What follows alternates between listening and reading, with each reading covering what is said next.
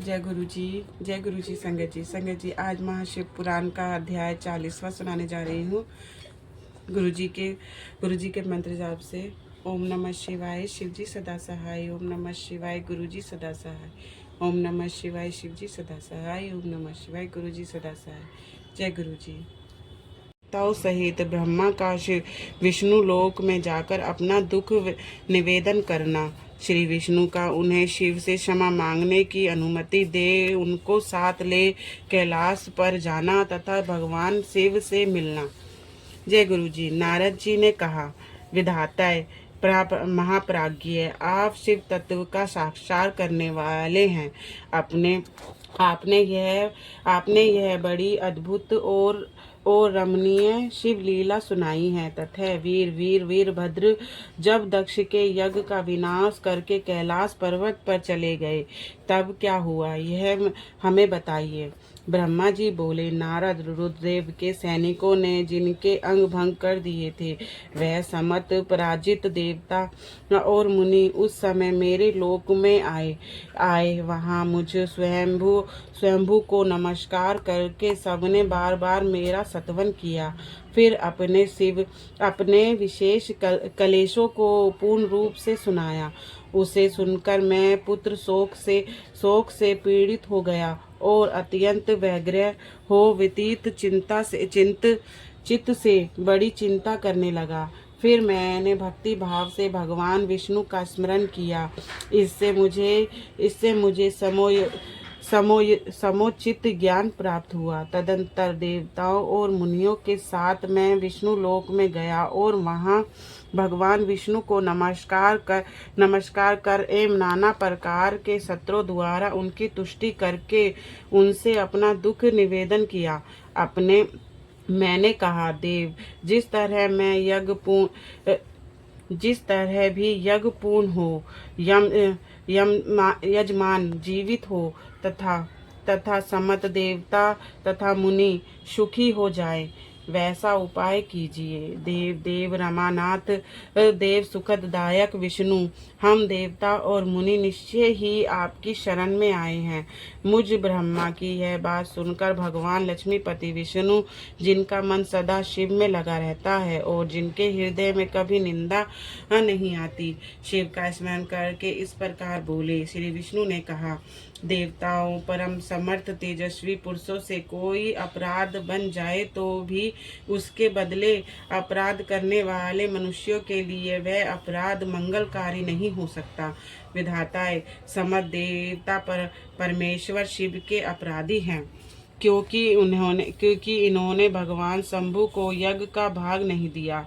अब तुम सब लोग शुद्ध हृदय से शीघ्र ही प्रसन्न होने वाले भगवान शिव के पैर पकड़कर उन्हें प्रसन्न करो, उनसे क्षमा मांगो।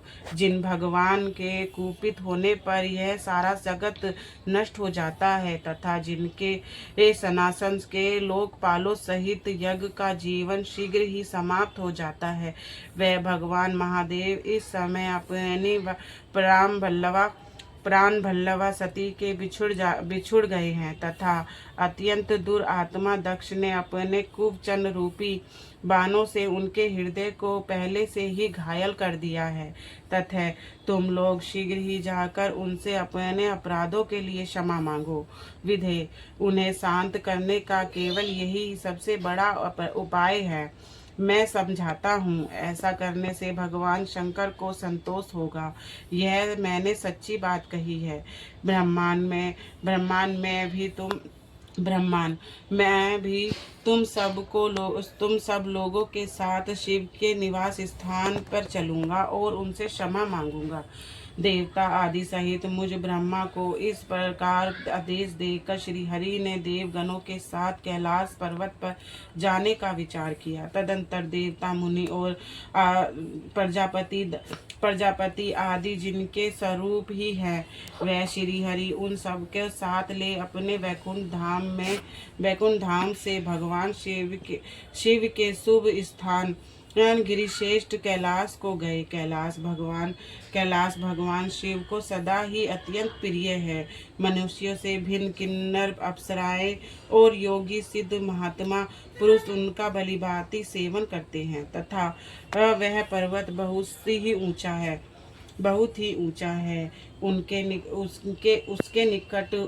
उसके निकट रुद्रदेव के मित्र कुबेर की अलका नामक महादिव्य एवं रमणीय पुरी है, जिसे सब देवताओं ने देखा। उस पुरी के पास ही सुगंधित वन भी देवताओं की दृष्टि में आया, जो सब प्रकार के वृक्षों से हरा भरा एवं दिव्य था। उसके भीतर सर्वतीय सुगंध फैलाने वाले सुगंधित नामक कमल खिले हुए थे। उनके बाहरी भागों में नंदा और अलकनंदा, ये दोनों अत्यंत पावन दिव्य सरिताएं बहती हैं, जो दर्शन मात्र से प्राणियों के प्राण हर लेती है। यक्षराज कुबेर की अलकापुरी और सुगंधित वन को पीछे छोड़कर आगे बढ़ते हुए देवताओं ने थोड़ी सी दूर पर शंकर जी के वट वृक्ष को देखा। उनके चारों ओर अपनी अविचल छाया फैली हुई थी। वह वृक्ष 100 योजन ऊंचा था और उनकी शाखाएं 75 योजन तक फैली हुई थी। उस पर कोई घोंसला नहीं था और ग्रीष्म का ताप और उससे सदा दूर ही रहता था। बड़े पुण्य आत्मा पुरुषों को ही उसका दर्शन हो सकता है। वह परम रमणीय और अत्यंत पावन है। वह दिव्य वृक्ष भगवान शंभु का योग स्थल है, योगियों के द्वारा सेव्य और परम उत्तम है। यह मुक्षुओं के आश्रयभूत और महायोगमय वट वृक्ष के नीचे विष्णु आदि सब देवताओं ने भगवान शंकर को विराजमान देखा। मेरे पुत्र महासिद्ध सनकादि, जो सदा शिव भक्ति में तत्पर रहने वाले और शांत हैं, बड़ी प्रसन्नता के साथ उनकी सेवा में बैठे थे। हे भगवान शिव का शिव ग्रह परम शांत दिखाई देता था। उनके शाखा कुबेर, जो गुहाकों को और राक्षसों के स्वामी हैं, अपने सेवगणों के साथ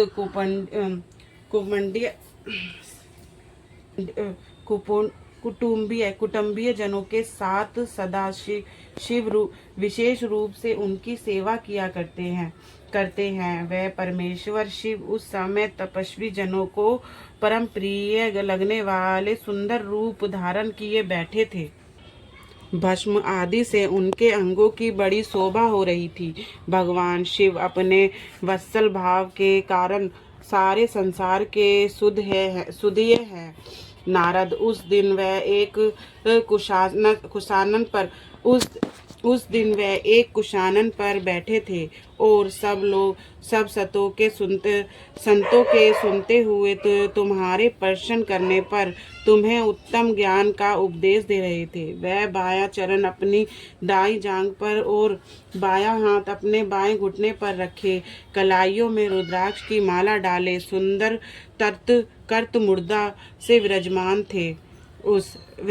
थे। इस रूप में भगवान शिव का दर्शन करके उस समय विष्णु आदि सब देवताओं ने दोनों हाथ जोड़कर मस्तक झुकाकर तुरंत उनके चरणों में प्रणाम किया।